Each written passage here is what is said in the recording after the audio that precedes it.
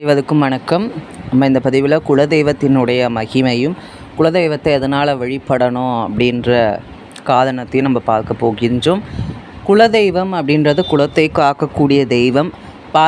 பரம்பரையாக நம்முடைய குலத்தில் வாழ்ந்த முன்னோர்கள் ஒரு தர்ம காரியத்துக்காகவும் தர்ம சிந்தனைக்காகவும் தன்னுடைய இன்னுயிரை பிறருடைய நலனுக்காகவும் உலக மக்களினுடைய உயிர்க்காகவும் தன்னுடைய உயிரை தியாகம் செய்தவரை தான் நம்ம குலதெய்வம் அப்படின்னு நம்ம சொல்கிறோம். அது ஆண் தெய்வமாகவும் இருக்கும், பெண் தெய்வமாகவும் இருக்கும். அந்த குலதெய்வத்தினுடைய அருள் அப்படின்றது நமக்கு இருந்தால் மட்டுமே மற்ற தெய்வங்களுடைய அந்த கடாட்சம் அப்படின்றது நமக்கு கிடைக்கும்.